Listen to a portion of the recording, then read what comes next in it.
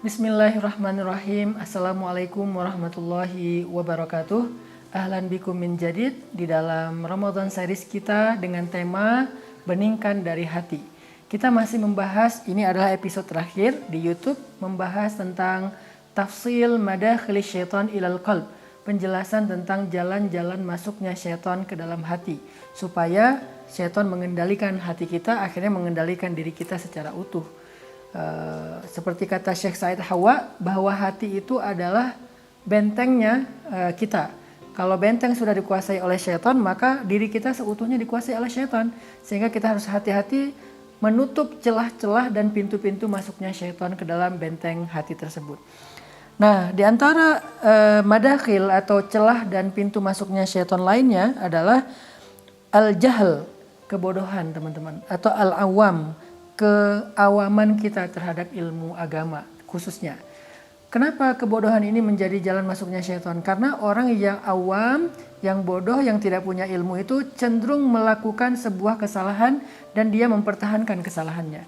Apalagi ketika orang yang bodoh ini melakukan hal yang bukan di bidangnya, mengambil amanah bukan bagian dia, berbicara bukan yang dia kuasai, ini sangat berbahaya. Dia bukan hanya mengundang syaitan untuk menguasai dirinya, tetapi dia juga membuka celah syaitan menguasai banyak orang.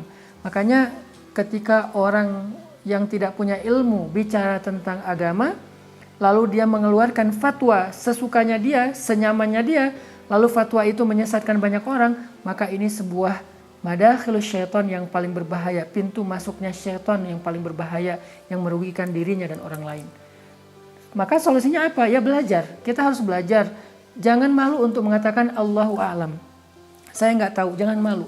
Daripada kita mengatakan memaksa untuk menjawab, lalu nanti kita akan membuat orang celaka, bahkan kita harus mempertanggungjawabkannya di hadapan Allah, itu lebih berat lagi teman-teman.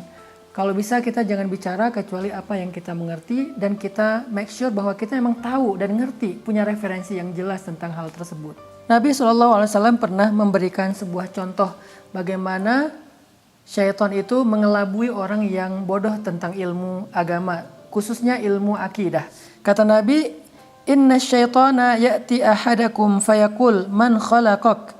Syaitan itu datang kepada seseorang di antara kalian lalu bertanya, "Siapa yang menciptakanmu?" Fayaqul, "Allah tabaraka wa ta'ala." Orang itu menjawab, "Allah yang menciptakan aku." Lalu syaitan bertanya lagi, "Man khalaqallah?" Siapa yang menciptakan Allah? Fa idza wajada ahadukum dzalika falyakul amantu billahi wa rasulih fa inna dzalika yudhibu an. Kalau seseorang merasakan itu di dalam pikirannya, ada pertanyaan siapa yang menciptakan saya? Kemudian kita menjawab sendiri Allah yang menciptakan saya. Lalu muncul lagi pertanyaan, lalu siapa yang menciptakan Allah? Kan suka ada kayak gitu ya, pertanyaan-pertanyaan yang sok kritis dan nakal tentang akidah, tentang kebesaran Allah. Kalau muncul pertanyaan-pertanyaan yang syubhat kayak gini dalam hati kita, kata Nabi, maka katakan amantu billahi wa rasulih, aku beriman kepada Allah dan Rasulnya, sehingga pertanyaan itu akan hilang dari pikiran kita. Kenapa? Karena itu adalah jalan masuknya syaitan untuk mengelabui pikiran kita, karena syaitan tahu keterbatasan ilmu kita. Yang terakhir teman-teman, jalan masuknya syaitan ke dalam hati manusia adalah su'udzon, berburuk sangka. Allah Subhanahu wa taala berfirman, "Ya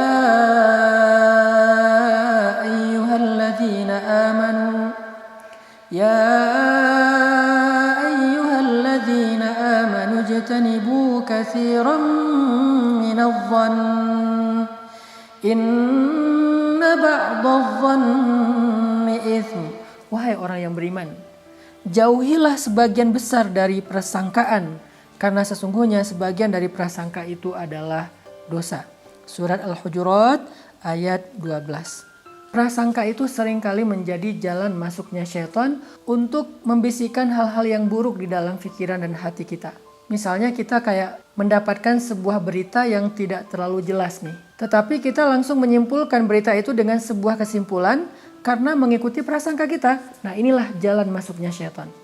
Jangan menyimpulkan dulu sesuatu yang belum jelas. Jangan menyimpulkan dulu sesuatu yang kita dengar hanya sekilas. cross check dulu, tabayyun dulu. Makanya Allah mengatakan fatabayyanu, cari tahu dulu kebenarannya, kejelasan beritanya, sehingga kita tidak terjebak ke dalam prasangka. Apalagi kalau prasangkanya salah. Benar aja kadang-kadang dosa, apalagi salah. Itu akan membuat kita akhirnya menyebarkan fitnah, menyebarkan hoax. Maka solusinya adalah cari tahu kebenaran secara lebih kritis. Milikilah kemampuan analytical thinking atau berpikir secara analisis supaya kita menganalisa informasi. Ini benar nggak ya? Ini benar nggak ya? Compare, bikin perbandingan antara satu sumber dengan sumber yang lain sehingga kita tidak terbawa arus. Apalagi sekarang kita mudah sekali mendapatkan berita dan informasi di sosial media. Bahkan banyak dari kita yang kadang-kadang ketika dapat sebuah posting, ada kecelakaan misalnya ya, ada tawuran, ada apa gitu ya, viral. Si yang punya akunnya tuh nggak ngejelasin gitu secara lebih jelas di captionnya, ini di mana kejadiannya, kronologisnya kayak gimana, nggak jelasin. Akhirnya kita mencari beritanya di mana? Di komen. Kita lihat komen-komen orang. Kayak misalnya yang paling gampang gini sih, ada film, adegan film bagus gitu kan. Kita kan penasaran itu film apa sih? Cari judul filmnya di mana? Di komen. Oh ternyata ini film A, film B, dan seterusnya. Gitu juga dengan berita. Nah karena saking mudahnya kita mendapatkan informasi tapi referensinya nggak jelas, maka kita harus lebih analytical thinking, lebih menganalisa lagi dalam menalar sebuah berita. Nggak boleh sembarangan kita menerima. Apalagi berita politik, berita yang sifatnya sosial, sehingga kita akhirnya mudah menyimpulkan lewat prasangka kita. Wah dasar suaminya jahat ninggalin istrinya, dasar istrinya selingkuh, dasar pemerintah begini, dasar ulama begitu, dan seterusnya. Kita ikutin prasangka hanya lewat sebuah postingan, hanya lewat komen, kita ikutin banyak komen-komen orang, terus kita nimbrung di situ ngikutin suara terbanyak. Ini namanya suudzon, prasangka buruk yang membahayakan kita sehingga masuklah syaitan untuk mengendalikan pikiran kita. Pernah Nabi SAW suatu ketika sedang berjalan dengan salah satu istri beliau. Jadi ini dikisahkan oleh Sofia binti Hai. Jadi istri Nabi Sofia sedang jalan dengan Nabi pulang dari itikaf. Jadi waktu itu Sofia istri Nabi itu menemani Nabi itikaf di masjid, tapi udah kemalaman. Akhirnya Nabi keluar dari masjid mengantarkan Sofia pulang. Nah karena perjalanan dari masjid ke rumah Sofia itu agak gelap, di tengah jalan Nabi berpapasan dengan dua orang sahabat.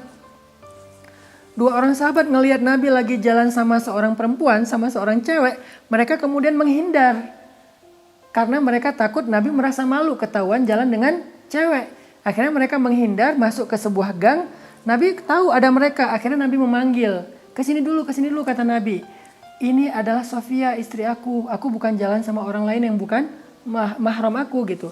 Kemudian sahabat ini mengatakan, ya Rasulullah, gak mungkin kami berpikir yang macam-macam tentang engkau. Maka Nabi SAW kemudian menjawab, inna syaitana yajri min ibni Adam majrad dam minal jasad. Syaitan itu ngalir dalam aliran darah kita. Sehingga bisa jadi sekarang kalian tidak berprasangka, tetapi ketika kalian tidak mendapatkan kejelasan berita, aku nggak klarifikasi siapa perempuan ini, suatu saat kalian akan berprasangka buruk terhadap aku. Jadi tabayyun, klarifikasi itu penting banget. Sampai Nabi aja yang suci, yang tidak pernah berbuat dosa, takut sahabat terjebak dalam prasangka tentang perempuan yang berjalan bersama beliau, sehingga beliau bertabayun, ini adalah Sofia istriku. Bagaimana dengan kita? Keharusan kita untuk tabayun atau mengklarifikasi sebuah berita menjadi sangat darurat sehingga kita tidak terjebak di dalam bisikan-bisikan syaitan yang membuat prasangka-prasangka buruk kita terhadap orang lain. Semoga jalan-jalan masuknya syaitan yang dijelaskan oleh Syekh Said Hawa di dalam kitab Tazkiyatul Anfus ini menjadi referensi yang baik buat kita untuk menutup celah-celah syaitan agar tidak menguasai benteng hati kita. Barakallahu fikum.